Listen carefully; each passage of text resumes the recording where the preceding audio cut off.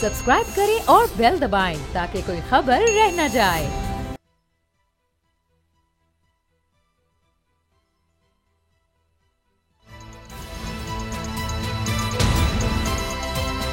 अब पता चला।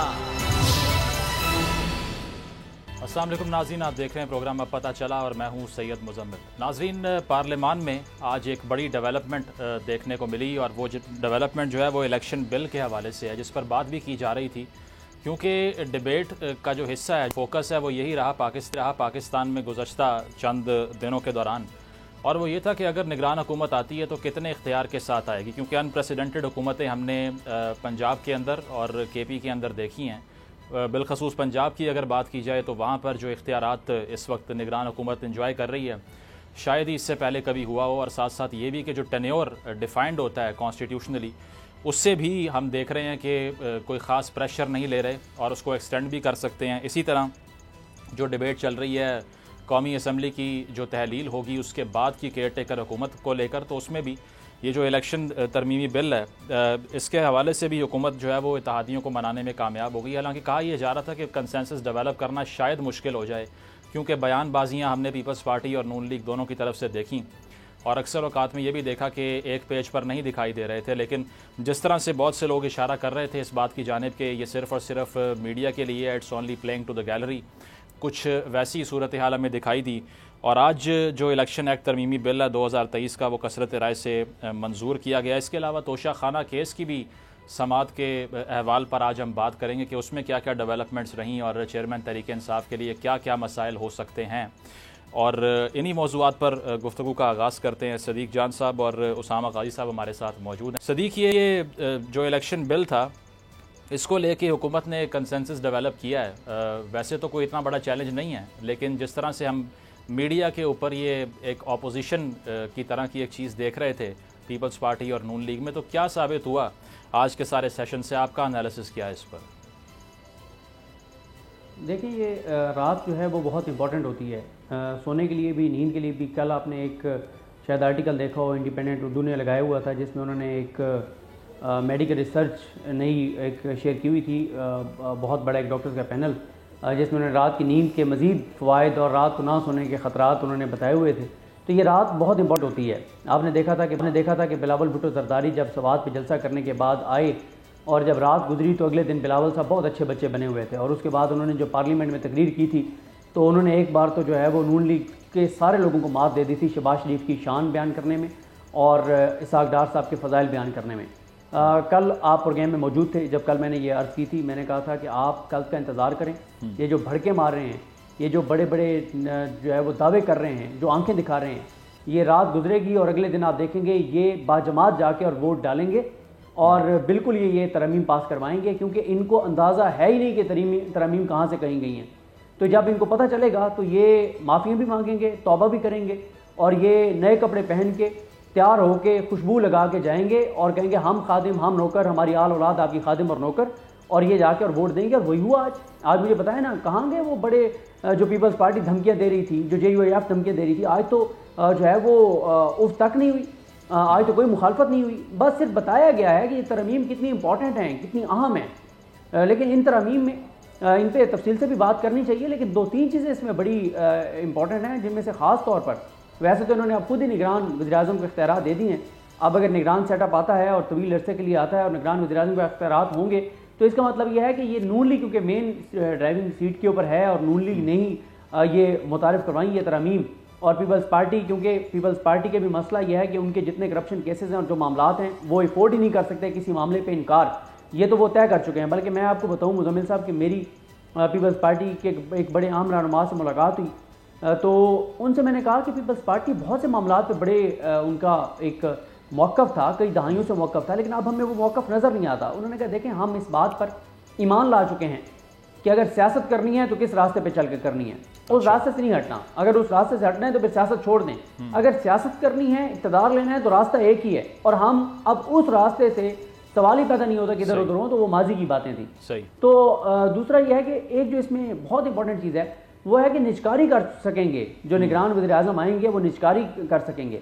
यानी ये जो 60 से 90 दिन के लिए वज़ीर-ए-आज़म साहब आएंगे वो औने पौने दामों पाकिस्तान के बड़े बड़े इदारे बेच जाएं, पाकिस्तान के एसेट्स बेच जाएं, कोई उनको पूछने वाला नहीं है। एक निगरान वज़ीर-ए-आज़म के पास क्या मैंडेट होता है कि वो आके और इस तरह की चीज़ें करे।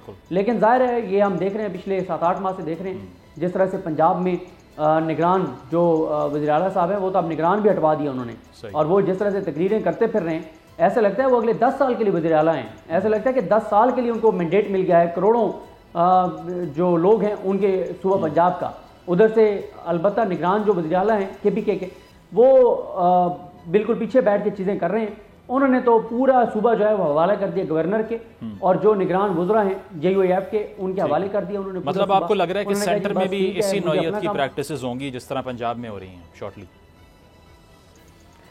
देखें, खदशात तो हैं, खतरात भी हैं कि ये निगरान सेटअप तवील भी हो सकता है, क्योंकि देखें नून किस किस को ये सूट करता है? नून लीग को सबसे ज़्यादा सूट करता है। नून लीग को सूट करता है कि निगरान सेटअप आए, तवील अरसे के लिए आए, इनकी जो इन्होंने पिछले 15-16 माह में किया है, अवाम वो सब चीज़ें भूल जाए, और वो कफन चोर वाला वो जिसने उसके बाप ने कहा था कि मेरे मरने के बाद ऐसे काम करना है कि लोग मुझे भूल जाएं। तो ये चाहते हैं कि आके निगरान सेटअप ऐसे काम करे कि लोग कम अज़ कम इनको भूल जाएं, और वो लोग कहेंगे यार वो कम अज़ कम बहुत अच्छे थे। और पीपल्स पार्टी बेचारी जिस हाल में है, उनके तो इतने 40 जो है वो जरदारी साहब के केसेस थे जो ख़त्म हुए हैं नैब कोर्ट से, जिनके ऊपर कोई शोर भी नहीं मचा। ठीक है, पॉइंट आ गया आपका इस पर। और खदशात यकीनन हैं कि निगरान वज़ीर आज़म आते हैं तो कितने टेन्योर के लिए आते हैं, कितनी पावर्स एंजॉय करते हैं। उसामा, आप किस तरह देख रहे हैं इस लेजिस्लेशन को? क्योंकि ये सारी बातें कता नज़र इसके कि इसमें बहुत सी चीज़ें डिबेटेबल हैं, लेकिन रज़ा रब्बानी साहब ने आज डिसेंट शो किया है, इख्तलाफ राय किया है किसी हद तक, और उन्होंने ये भी कहा कि जो IMF तर्ज के मुआहदे करने का इख्तियार दिया जा रहा है निगरान वज़ीर आज़म को, इसकी मुखालिफत करनी चाहिए। निजकारी के हवाले से भी उन्होंने ये बात की, लेकिन इसके अलावा ओवरऑल साइलेंस ही था और कंसेंसस था इस बात के ऊपर कि ये इख्तियारात होने चाहिए निगरान वज़ीर आज़म के पास। इसकी इम्प्लिकेशंस क्या होंगी पाकिस्तान के सियासी निज़ाम पे? मुझे आपको अच्छी तरह याद होगा कि हमारी प्रोग्राम में आप भी ये बात करते थे कि ये जो 90 दिन से बाहर गए हैं पंजाब और खैबर पख्तूनख्वा में, तो एक दफा आप गए हैं तो आप शायद मामला किसी भी के भी कंट्रोल में ना रहे। उस वक्त बहुत बड़ी जीत समझी गई थी। ये कहा गया कि जी इमरान खान साहब ने गलती कर दी, एक सियासी गलती कर दी है, लेकिन जहां तक आइन और कानून का मामला था उस पर आप भी ये कहते थे, हम सबका एक जो सियासी सोच कह लें, जो साफ्ती तौर पर हम समझते थे कि ये बिल्कुल वाज़ेह था आइन में, जिसमें कोई दो राय नहीं थी कि 90 दिन के अंदर इलेक्शन होने चाहिए थे, वो आपने नहीं करवाए। अब तो जो भी हो रहा है, अगर सदीक जान जिस तरह से एक्सप्लेन कर रहे हैं, तो उसमें एक ही चीज हम वाज़ेह तौर पर यकीनी कह सकते हैं कि जो भी होगा वो आइन कानून जमहूरियत के मुताबिक ही होगा।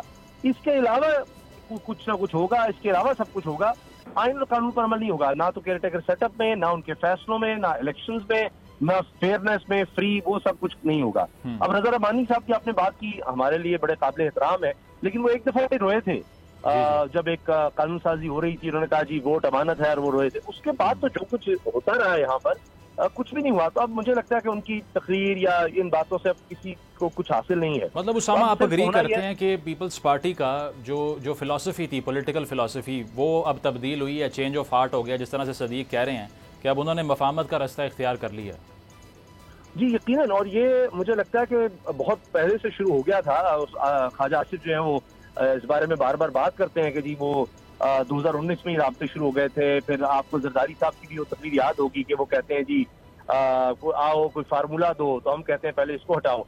तो ये उसी वक्त से मुझे लगता है कि मामला शुरू हो चुके थे और जरदारी साहब को भी अंदाजा हो गया था। लेकिन अब कहीं जाकर जाहिर है कि हर कोई ये था, मिसाल के तौर पर पीपल्स पार्टी बिलावल भुट्टो साहब को प्राइम मिनिस्टर देखना चाहती है, नून लीग नवाज शरीफ को, तो जाकर आगे फिर कहीं ना कहीं सब अच्छा नहीं चलेगा। और उसी का हम एक अक्स देख रहे हैं जो असेंबली में हो रहा है, कुछ तकरीरें वगैरह हो रही है। लेकिन बाय लार्ज मैं सदीक जान से एग्री करता हूँ कि फैसले जो होने हैं वो फिर इन्होंने कुछ नहीं कर पाना, क्योंकि इन्होंने भी वही काम किया कि जो 90 दिन से जब ऊपर चले गए तो फिर कोई कानून नहीं रह जाएगा। और एक खबर भी मैं आपको दे दूं कि हाल ही में कुछ सहाफियों की मुलाकात हुई IG पंजाब से, और वहां पर IG पंजाब साहब से पूछा गया कि जी इलेक्शन होंगे या वही पंजाब वाला मामला होगा। तो IG पंजाब ने कहा जी हमारे पास तो नफरी ही नहीं है। तो उन्होंने कहा जी इलेक्शन कमीशन ने इलेक्शन करवाने, तो उन्होंने कहा जी इलेक्शन कमीशन दे दे, नफरी तो फिर देंगे। तो इसी से आप समझ रहे हैं कि इशारा ही काफी है। सही, ठीक है, पॉइंट आ गया आपका। सदीक, आप जिस तरह बात कर रहे थे, बिल्कुल आप इस पे कमेंट सदीक कर लें, लेकिन साथ ये भी कि ये जो कहा जा रहा था कि निजकारी के हवाले से आपने बात की, तो कोई ऐसी डिटेल है कि गवर्नमेंट ने पहले ही सोच रखा है किन किन इदारों पे नज़र रखनी है प्राइवेटाइजेशन के हवाले से, इसीलिए सारा मलबा निगरान वज़ीर आज़म पे, निगरान सेटअप पे डाला जाएगा? देखें, वो अभी मेरे पास डिटेल्स तो नहीं है, लेकिन कुछ चीज़ें मार्क की गई थी कि क्या क्या चीज़ें हैं जिनको जो है फ़रोख्त किया जा सकता है और ये किया जाएगा। मैं उसामा भाई जो बात कर रहे थे, मुज़म्मिल भाई, उस पर मैं ये कहना चाह रहा था कि ख्वाजा आसिफ साहब ने एक इंटरव्यू दिया है, शायद वो मोहम्मद मालिक साहब के साथ थे या किसी प्रोग्राम में थे, मुझे ये याद नहीं आ रहा। अभी पिछले 4-5 दिन में ही उन्होंने इंटरव्यू दिया। तीन बातें उन्होंने बहुत इंपॉर्टेंट की। एक नहीं, शाहजेब साहब को भी उन्होंने दिया है, लेकिन एक और कोई इंटरव्यू किसको दिया है, उसमें उन्होंने 3 बातें की, या शायद काशिफ अब्बासी साहब के साथ थे। उन्होंने एक बात तो ये कही कि पिछले दौर हुकूमत में जब चेयरमैन PTI वज़ीर-ए-आज़म बने तो उसके 9 माह बाद ही हमें बुलाया गया और हमें कहा गया कि जनाब हम इस सेटअप को मज़ीद आगे नहीं चलाना चाहते, तो आप आएँ, हम आपको इक़्तिदार देते हैं। 9 माह बाद ही। दूसरा, उन्होंने ख्वाजा आसिफ साहब ने ये कहा कि उस वक्त जो पकड़ धकड़ हो रही थी, जो केसेस बन रहे थे, वो चेयरमैन PTI तो बनवा ही नहीं रहे थे, वो तो कोई और बनवा रहा था। अब यहाँ पर आप ये देखें कि इसका मतलब ये है कि वो जो केसेस बने थे, उन केसेस का जो ये कह रहे हैं कि केसेस कोई और बनवा रहा था। और आपको ये भी याद होगा कि जब ये चेयरमैन PTI को ये कहा करते थे कि हमारी लड़ाई तुम्हारे साथ तो है ही नहीं, हमारी लड़ाई तो तुम्हें लाने वालों के साथ है। इसका मतलब ये समझ आता है कि फिर चेयरमैन PTI का ये दावा दुरुस्त है कि इनका एहतसाब जो है वो नहीं होने दिया गया, इनको बचाया जाता रहा। और क्योंकि मरीम नवाज साहब ने खुद कह दिया था कि आसान रास्ता है, उसमें हम चलेंगे तो हमें इक़्तिदार मिल जाएगा, वो आसान रास्ता हमें भी आता है। और फिर आप ये भी देखें कि AJK में उन्होंने एक इंटरव्यू दिया था, शायद DVC को दिया था, किसको दिया था, जिसमें उन्होंने कहा था कि जिस दिन इस वज़ीर-ए-आज़म को हटा देंगे इदारे, उस दिन हम इदारों से बातचीत करेंगे। ये बात भी वो करते थे। फिर जरदारी साहब का बयान हवाला दे रहे हैं उसामा गाजी साहब के, उन्होंने हमसे रब्ता किया है कि फार्मूला बनाने वालों ने कि आप फार्मूला बना के दें, हमने कहा पहले इसको हटाओ, फिर हम फार्मूला आपको देंगे। तो इसका मतलब ये है कि 9 माह बाद ही ये डिसाइड तो हो गया था कि उनको नहीं चलने देना, उनको हटाना है। लेकिन क्योंकि नून लीग के साथ जो टर्म्स एंड कंडीशंस है, नून लीग उस पर नहीं आ रही थी, क्योंकि मरीम नवाज साहबा नई नई इनकलाबी बनी थी, अपने वालिद साहब का वो एक समझती थी कि हम जो है ना वो वोट की ताकत से आएंगे, हम जो है वो अवाम की ताकत से आएंगे। और नून लीग की पॉपुलैरिटी में इजाफा भी होने लग गया, क्योंकि कोविड आया, कोविड की वजह से जो चीज़ें थी, हुकूमत से लोगों के तहफ़्फ़ुज़ात थे। इसका मतलब ये है कि 9 माह बाद ये डिसाइड हो गया था कि उनको हटाना है, लेकिन ये अच्छे बच्चे नहीं बन रहे थे। जब ये अच्छे बच्चे बन गए, सदीक, नून लीग के कुछ लोग तो सदीक ये कहते हैं कि चेयरमैन तहरीक इंसाफ को वजारत उज़्मा ऑफर होने से पहले शहबाज शरीफ को ऑफर हुई थी। तो ये बात तो 9 माह की जो आप बात कर रहे हैं उससे भी पुरानी, वो कहते हैं कि उससे पहले की ऑफर थी हमारे पास। बिल्कुल, वो तो ये भी कहते हैं कि शहबाज शरीफ साहब तो ये भी कहते हैं कि उन्होंने तो काबीना भी डिसाइड कर ली थी कि काबीना, बिल्कुल ये आप दुरुस्त बात कह रहे हैं कि काबीना भी उन्होंने डिसाइड कर ली थी, लेकिन वही बड़े भाई नहीं माने। और बड़े भाई को एक था कि वो बड़ा फिर बोर्ड को इज्जत दो का बयानिया और वो सारी चीज़ें, और फिर उसके बाद जो कुछ हुआ पिछले 16 माह में वो हमारे सामने है।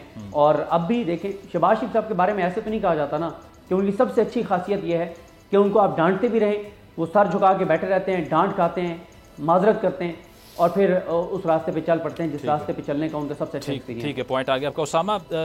इसके अलावा अब ये तो बिल्कुल अनफॉर्चुनेट है कि पाकिस्तान में इंतखाबात कहने को तो सर पे हैं, लेकिन अब तक अनसर्टन है कि होते भी हैं या नहीं। लेकिन इसके बावजूद जो इलेक्शन की सूरत हाल है उसको शहबाज शरीफ साहब के एक बयान के अगर लेंस से देखें तो उन्होंने ये कहा है कि नून लीग को जो छोड़कर लोग गए थे वापस आना चाहें तो हम खुशामदीद कहेंगे। अब सुहेल वड़ाइच साहब सीनियर सहाफ़ी हैं, वो इस पर कहते हैं कि ये एक अपील है उन इलेक्टेबल्स से जो कि नून लीग को छोड़कर गए, PTI में शामिल हुए। तो इसका मतलब ये है कि नून लीग को इलेक्टेबल्स चाहिए और वो इस बात का अंदाज़ा उनको है कि पंजाब में बगैर इलेक्टेबल्स के हम नहीं जीत सकते। आपका भी यही एनालिसिस है इस बयान पर? देखिए, इस वक्त नून लीग की हालत अवामी सतह पर तो बहुत पतली है। जो इस वक्त आपने देख लिया हालात हैं, हमने जो पंजाब में ज़िमनी इलेक्शन देखे, सबसे बड़ा इंडिकेटर तो वो है। लेकिन उस वक्त ना तो बिजली कोई 60 रुपए के करीब पर यूनिट हुई थी, ना आटे की सूरत हाल ये थी, ना चीनी की, और ना बेरोजगारी की। तो अब तो उससे कई गुना मामला खराब हो गए हैं मुकम्मल। तो इस लिहाज से तो उनको हर तरफ से मदद की जरूरत है, हर तरह से। सिर्फ यही नहीं कि इलेक्टेबल्स चाहिए, उनको हर तरह की मदद इस वक्त चाहिए और हर तरफ से चाहिए। तो इसीलिए ये कानून साजियां भी मुझे लगता है उसका ही एक हिस्सा है, वरना ये 1.5 साल पहले तो नहीं ख्याल आया इस तरह की कानून साजी करने का, और ये अभी इनको ख्याल आ रहा है। तो ये सारा उसी चीज का हिस्सा है। तो इनको हर तरफ से हर तरह की मदद चाहिए और उसी के लिए कोशिशें हो रही हैं। सही, मतलब पंजाब के अंदर आपको लगता है कि नून लीग की पोजीशन काफ़ी कमज़ोर है। प्रोग्राम में एक ब्रेक शामिल करते हैं, ब्रेक के बाद तोशा खाना केस को डिस्कस करेंगे आफ्टर द ब्रेक।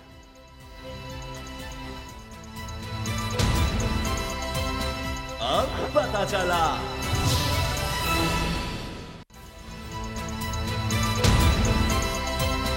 अब पता चला। वेलकम बैक नाज़रीन। तोशा खाना केस के हवाले से चेयरमैन तहरीक इंसाफ की जानिब से सुप्रीम कोर्ट में इस्तदा की गई थी ट्रायल को रोकने के लिए, और आज हमने देखा कि 2 रुकनी बेंच ने इस पर समाअत की। जस्टिस याया अफरीदी और मुसर्रत हिलाली पर मुश्तमिल ये बेंच था, और समाअत से पहले काफ़ी बदनज़मी भी देखने में आई कमरा अदालत में। और उसके बाद में हमने ये देखा कि जो फौजदारी केस का ट्रायल रोकने के हवाले से इस्तदा थी उसको मुस्तरद किया गया, और आर्ग्यूमेंट ये सामने आया बेंच की तरफ से कि केस अब हतमी मराहल में दाखिल हो चुका है और इसमें हम अब मुदाखलत नहीं करेंगे। तो इसी हवाले से हम गुफ्तगू का आगाज़ करते हैं। शुएब शाहीन साहब हमें ज्वाइन कर रहे हैं, वकील हैं तहरीक इंसाफ के, आपका बहुत शुक्रिया। इसके अलावा उस्मान घुमन साहब हमारे साथ मौजूद हैं, असिस्टेंट अटॉर्नी जनरल हैं। शुएब साहब आपसे आगाज़ करते हैं, ये बताइएगा आज जो समाअत का अहवाल रहा इसके बाद इम्प्लिकेशंस क्या हो सकते हैं इस केस के ऊपर, क्योंकि आर्ग्यूमेंट तो यही था बेंच का कि जो दायरा इख्तियार है वो हाई कोर्ट के पास है फ़िलहाल, और इसमें फ़ाइनल प्रोसीडिंग्स तक मामला पहुंचने वाला है, तो अब हम इसमें मुदाखलत ना करें तो बेहतर होगा। How do you see this?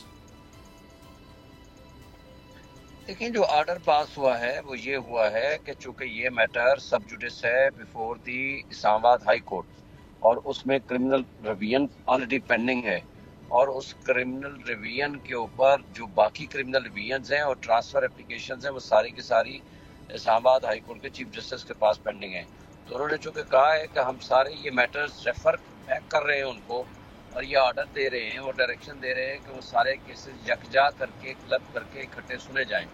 तो चूंकि आपको हम रिमांड कर रहे हैं और हमारे पास डिस्ट्रिक्ट कोर्ट की कोई चीज़ पेंडिंग नहीं है, तो इसलिए हम अब इस स्टेज पे जो भी स्टे मैटर है या जो भी ऑर्डर है या जो भी कार्रवाई करनी या रोकनी है वो सारी की सारी इस्लामाबाद हाई कोर्ट करेगी, क्योंकि इस्लामाबाद हाई कोर्ट के पास ऑलरेडी पुरानी क्रिमिनल रिवीजन्स और नई वाली क्रिमिनल रिवीजन्स और ट्रांसफर एप्लीकेशंस सारी क्लब करके और कल ऑर्डर करने का हुक्म दे दिया है। और साथ ये भी कहा है कि जो स्टे एप्लीकेशन होगी वो आप जा करके यहीं इस्लामाबाद हाई कोर्ट में फाइल करें, और जो ऑलरेडी फाइल हो चुकी है और जिसके ऊपर इस्लामाबाद हाई कोर्ट के चीफ जस्टिस साहब ने वो नोटिस भी कर दिए थे और ट्रांसफर एप्लीकेशंस पे भी नोटिस है, तो इसलिए हम होपफुल हैं कि कल उसके ऊपर दोबारा ऑर्डर हो जाएगा। ठीक है, सदीक आपका सवाल। देखिए, मैं पहले तो आपको थोड़ा सा बता दूं कि जो असल में जस्टिस याया अफरीदी साहब का जो पॉइंट ऑफ व्यू था वो ये था कि क्योंकि ये मामलात ऑलरेडी इस्लामाबाद हाई कोर्ट में पेंडिंग हैं और इस्लामाबाद हाई कोर्ट ने रिमांड बैक किया था मामला ट्रायल कोर्ट को, और लेकिन ख्वाजा हारिस साहब का कहना था कि हमारी 3 दरखास्तें थी, उनको इकट्ठा उनको सुन के फैसला करना चाहिए था। एक ये कि इस ट्रायल कोर्ट का दायरा इख्तियार है या नहीं है, एक टाइम बार्ड वाला मामला है, और तीसरा मामला जो है वो ट्रांसफ़र का भी था कि इस जज से किसी और जज को जो है वो ट्रांसफ़र कर दें। तो उस्मान साहब से मैं सवाल कर लेता हूँ कि सर ये बताएं कि जो आज याया अफरीदी साहब ने ये कहा कि सबसे पहले ज्यूरिडिक्शन के ऊपर जो है वो बुनियादी तौर पे फैसला होना चाहिए था, सबसे इम्पॉर्टेंट पॉइंट ये है कि ट्रायल कोर्ट की ज्यूरिडिक्शन है या नहीं है, तो एज ए वकील क्या आप नहीं समझते कि इस्लामाबाद हाई कोर्ट को पहले ज्यूरिडिक्शन के ऊपर फैसला करना चाहिए था, बाकी दरखास्तों के बाद में फैसला करना चाहिए था? Thank you very much. ये असल बड़े जो जितने हरबे पाकिस्तान तहरीक इंसाफ के चेयरमैन साहब ने यूज़ करने थे वो कर लिए। कभी जुरिडिक्शन का मैटर, कभी जज पर अदम एतमाद का मैटर। ये बेसिक जो अभी तक 34 इसकी डेट्स हो चुकी हैं, तो मुहतरम सिर्फ 2 डेट्स पर पेश हुए हैं, वो भी बड़ी मुश्किल के साथ कोर्ट में आना उन्होंने गवारा किया है। जो सबसे बड़ी जमात तहरीक इंसाफ अपने आप को कहती है, और वो इंसाफ के नाम पर लोगों को जिस तरह वर्गलाया उन्होंने, और ख़ुद इस कोर्ट में इस ट्रायल को फेस करने के लिए जिसमें गड़ियाँ चोरी की हैं उसको फेस करने के लिए कभी हाई कोर्ट में चले जाते हैं, कभी सुप्रीम कोर्ट में चले जाते हैं। आज इसी बात पर सुप्रीम कोर्ट ने कहा कि हम इस्लामाबाद हाई कोर्ट के सबऑर्डिनेट कोर्ट है ट्रायल कोर्ट, हम उसमें इंटरवीन नहीं कर सकते। इवन तो हम ये तो कह सकते हैं कि इस्लामाबाद हाई कोर्ट तमाम जितनी इनकी पिटीशंस पेंडिंग है उन पर फैसला करे, और इसीलिए इन्होंने ख्वाजा हारिस साहब ने honourable chief justice Islamabad high court Aamir Farooq साहब की कोर्ट में 3 से 4 दिन तक अपने आर्गूमेंट जारी रखे, और ऑनरेबल जस्टिस आमिर फारूक साहब ने ये मैटर रिमांड कर दिया। और वहाँ पर भी जाकर ये पेश नहीं हुए। तो अब ये मैटर है और ये मैटर फाइनल अब करीब फाइनल होने वाला है।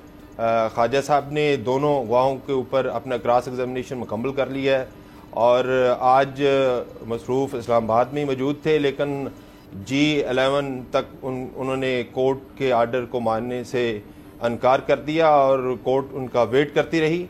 और उन्होंने अब जो 342 की स्टेटमेंट थी उनकी, कल के लिए उन्होंने रखा है मैटर और साथ सब्जेक्ट उन्होंने कहा है कि अगर नहीं आएंगे तो नॉन बेलेबल वारंट होंगे। उस्मान साहब ये बात आपकी ठीक है, लेकिन ये कर रहा हूँ मैं कि वो जो याही अफरीदी साहब की ऑब्जर्वेशन है कि बिल्कुल पहले जुरिडिक्शन का फैसला होना चाहिए। आप एज ए वकील किसी मुवक्किल का केस, किसी भी क्लाइंट का केस आप लेकर जाते हैं किसी अदालत में और पहले आप कहते हैं कि जिस अदालत में ट्रायल कोर्ट में हमारा केस चल रहा है उसका दायरा इख्तियार ही नहीं है।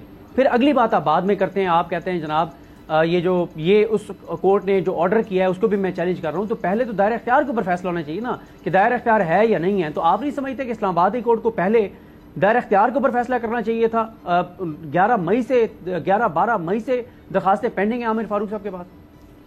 अब देखिए ये 2022 से लेकर अब तक जब से स्पीकर नेशनल असेंबली ने ये रेफरेंस इलेक्शन कमीशन को भेजा और इलेक्शन कमीशन ने वहाँ पर ऑलरेडी इस मैटर को अली जफर साहब ने इलेक्शन कमीशन में आर्गू कर चुके हैं और वहाँ पर इमरान खान साहब जिसमें इल्ज़ाम है तोशा खाना से इन्होंने गाड़ियाँ चोरी की और जाली रसीदें पेश की और FBR के अंदर इन्होंने डिक्लेयर नहीं किया, बड़ा ओपन एंड शट केस है। और ऑलरेडी जफर इकबाल साहब एडिशनल सेशन जज साहब के कोर्ट में भी इन्होंने आर्गू किया इसी मैटर पर और उन्होंने कहा ये काबिल समात है और फिर ये चीफ जस्टिस के पास चले गए और चीफ जस्टिस साहब ने भी इन्हें 7 दिन दिए और उन्होंने अपने डिसीजन के अंदर इशू फ्रेम करके जब ये केस रिमांड किया उन्होंने कहा कि इन 10 निकात पर दोबारा ट्रायल कोर्ट देखे। अब ट्रायल कोर्ट ने दोबारा इनको सुना और ट्रायल कोर्ट ने कहा कि ये सारी चीज़ें हम आफ्टर कंक्लूजन ऑफ ट्रायल इसमें सारी चीज़ें देख लेंगे, ट्रायल को चलने दें। लेकिन इशू सिर्फ ये है कि ये क्यों इस सारे के सारे मामले में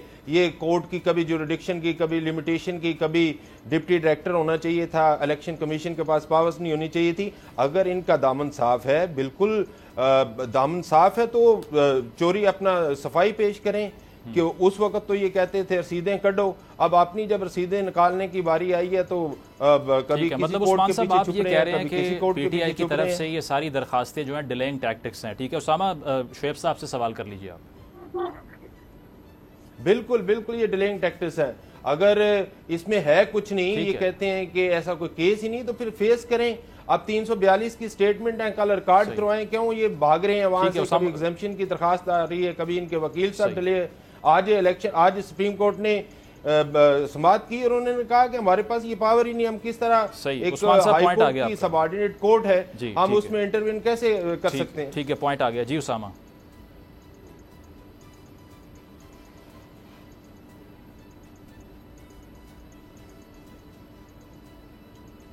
उसामा आपका माइक म्यूट है गालिबन।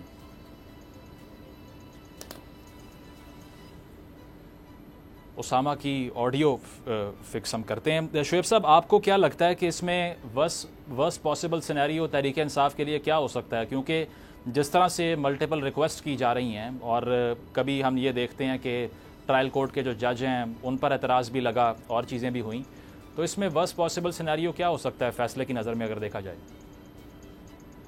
देखिए, पहली बात, आपके सवाल का जवाब देने से पहले मैं जरा उस्मान साहब की मैं बात का जवाब दे दूं। बहुत बसादे एहतराम, उस्मान साहब मेरे दोस्त भी हैं, वो इस वक्त लॉ ऑफिसर भी हैं। बतौर लॉ ऑफिसर ये जो बार बार उन्होंने घड़ी चोरी का लफ्ज इस्तेमाल किया है ना, वो ये अल्फाज की दुरुस्तगी करनी चाहिए। चोरी वो होती है जब गैर कानूनी कानून कायदे के बरअक्स आप कोई चीज उठा के ले जाएं, जिस तरह मरीम नवाज ने ली, जिस तरह नवाज शरीफ ने गाड़ियां ली, जिस तरह जरदारी साहब ने ली और यूसुफ रजा गिलानी साहब ने ली। ये थी चोरी, जिसको चोरी कहते हैं। बाकी अगर किसी ने ये लाखों के तादाद में तहाइफ लिए गए और सबसे ज्यादा मुस्लिम लीग नून के लीडर्स ने लिए, उसका तरीकाकार है एक इवेल्युएशन एंड असेसमेंट कमेटी होती है कैबिनेट मिनिस्ट्री की, उसमें FBR का नुमाइंदा होता है। आज तक उनको किसी को शो कॉज नोटिस नहीं है, ना ही ये केस है जिसको ये फरमा रहे हैं कि ये चोरी चोरी बार बार जो लफ्ज इस्तेमाल कर रहे हैं। किसी शख्स ने इवेल्युएशन कमेटी की असेस्ड अमाउंट जमा करने के बाद, क्योंकि उस वक्त 20% थी और इमरान खान साहब ने उसको 50% कर दी, किसी ने कोई तोहफा लिया और उसको अपनी पास रखा, उसको आगे सेल आउट किया, अपने को किसी की कस्टडी में लिया, किसी को गिफ्ट किया, that is treated as lawful. यहाँ केस ये है ही नहीं।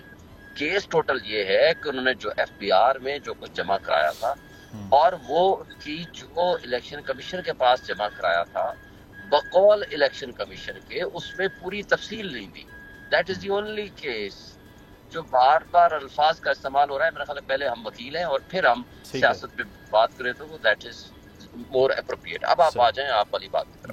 ठीक है, आज भी शुएब साहब मैं आपकी बात को थोड़ा सा मैं बिल्कुल उस्मान साहब आपके पास आते हैं, उनको कंप्लीट करने दीजिए। शुएब साहब एक मिनट बात सुने जरा।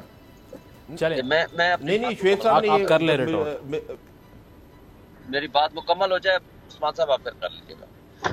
देखिए सेटल्ड लॉ ये का क्वेश्चन जब भी रेज हो जाए that had to be decided first, क्योंकि ये सेटल्ड लॉ है और जब तक जुरिस्डिक्शन के क्वेश्चन को डिसाइड ना करें further proceeding in the matter is a futile exercise. और इसी को आज कोर्ट ने भी रेफर किया है अपने उस ऑर्डर में और आज अपनी उस ऑब्जर्वेशन में जो जस्टिस याया अफरीदी साहब के पास थी।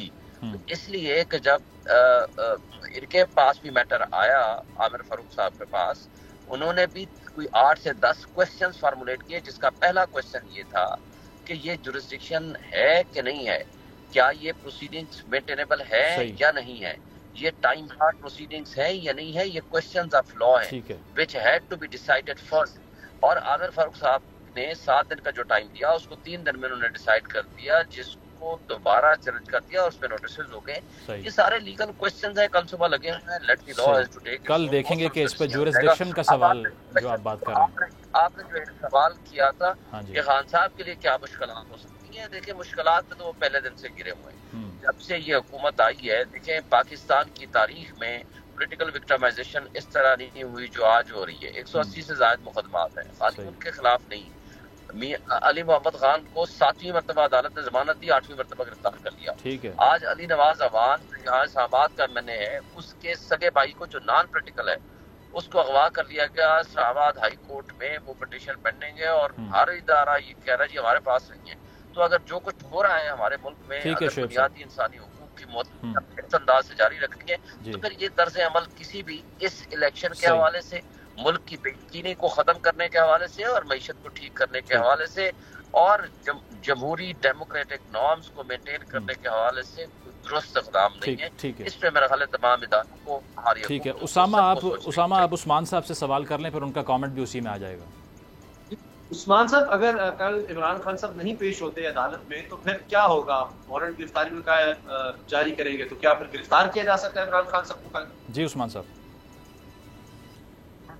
बिल्कुल उसामा साहब, अगर कल ये पेश नहीं होंगे तो उसमें नॉन बेलेबल वारंट में फिर जज साहब उसे ये डायरेक्शन दे सकते हैं इस्लामाबाद पुलिस को कि इसको गिरफ्तार करके पेश किया जाए, जिस तरह आम मुल्ज़म के लिए होता है। अगर 342 की स्टेटमेंट इन्होंने देनी है तो फिर उसके बाद नॉन बेलेबल वारंट का तो मकसद यही है, उसे गिरफ्तार करके पेश किया जाएगा। बाकी शुएब शहीन साहब कह रहे हैं कि ये थोड़ा सा शुएब साहब डिफरेंट केस है कि अगर नवाज शरीफ, मरीम नवाज या शाहिद खान अब्बासी या जरदारी साहब का बात कर रहे हैं, उन्होंने तोहफे अगर वहाँ से लिए तोशा खाना में वैल्यूएशन कमेटी के बाद उन्होंने लिए और उन्होंने सेल नहीं किए जाकर, ये नहीं किया कि पहले तोहफे ले लिए तोशा खाना से चोरी, लेकिन तोहफे ले लिए और बाद में गाड़ी लेना वैसे ही बाद जाकर गाड़ी लेना वैसे ही लीगल था तोशा खाना से, कैबिनेट के अप्रूवल के बगैर नहीं। अब देखिए ना, गाड़ी लेना ये ज़बानी सारी बातें, गाड़ी लेना तोशा खाना का सारा रिकॉर्ड है। कल को आ जाएगा केस ऑलरेडी नवाज शरीफ साहब के साथ और जरदारी साहब के खिलाफ नैब ने रेफरेंस फाइल किया था, तोशाखाना विड्रा हो गया। सही। अब वो जो भी मामला है, अभी केस सिर्फ इमरान खान के तोशाखाना केस की है। अब तोशाखाना केस के अंदर ये बिल्कुल कंक्लूड होने वाला है। मैं उम्मीद करता हूँ कि ऑनरेबल एडिशनल सेशन जज साहब हुमायूं दिलावर साहब जिस तरह से उन्होंने दिलेरी के साथ उन्होंने इस केस को, जिस तरह इन्होंने इनके वकला ने वहां पर हमला किया उनके ऊपर, कभी फेसबुक फेक निकाल कर उनके कागजात लहराते रहे कोर्ट के अंदर, जिस तरह इन्होंने तौहीन अदालत करनी थी कर ली। अब कंक्लूड होने वाला केस है और आई थिंक सो कि ओपन एंड शट केस है और खान साहब के लिए ये मुश्किलात मतलब आपको रिलीफ नजर नहीं आ रही उनके लिए। सदीक, आप सवाल कर लीजिए। आज सुप्रीम कोर्ट ने भी इसीलिए इनको कहा कि ट्रायल फेस करें और हम रिक्वेस्ट करते हैं। उन्होंने कोई डायरेक्शन नहीं दी इस्लामाबाद हाई कोर्ट को, उन्होंने कहा हम ठीक है उस्मान साहब, पॉइंट आ गया। अब रिक्वेस्ट कर सकते हैं कि वो इनकी।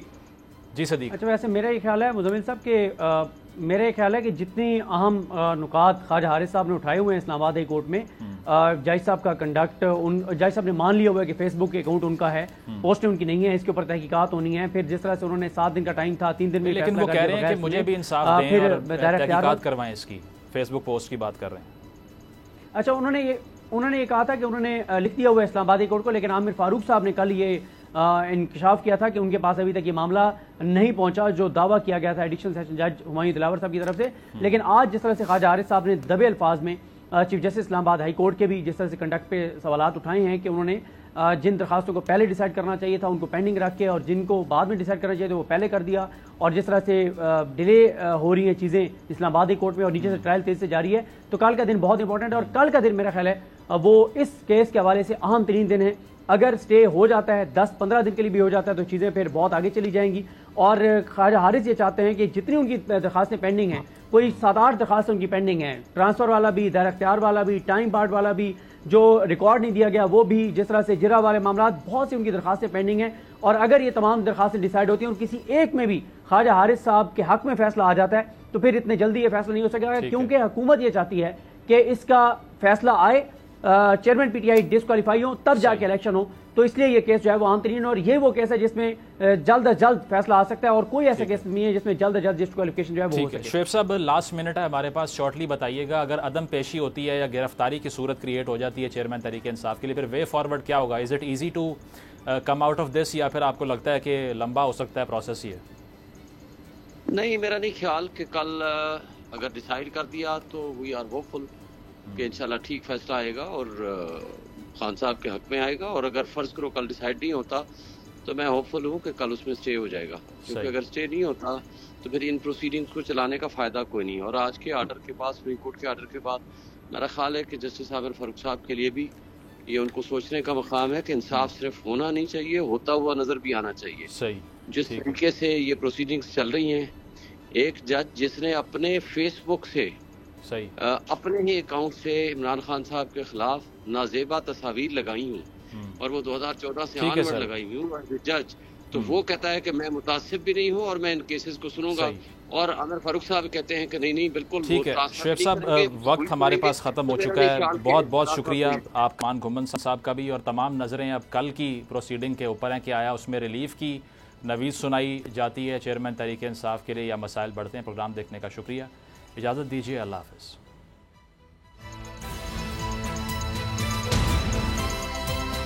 अब पता चला।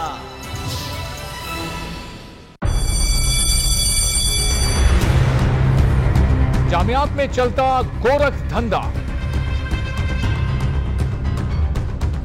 नौजवानों के मुस्तकबिल से खेलने वाली काली भेड़ों के आगे हुकूमत और इंतजामिया मुकम्मल बेबस। मुस्तकबिल के मेहमानों के तहफ्फुज के लिए बोल ने उठाई आवाज, सहाफती फराइज को निभाते हुए पहुंचाई हर खबर अवाम तक, बड़े स्कैंडल से जुड़े तमाम हकाइक रखे अवाम के सामने, क्योंकि बोल है पाकिस्तान का नंबर 1 न्यूज चैनल। सब्सक्राइब करें और बेल दबाएं ताकि कोई खबर रह न जाए।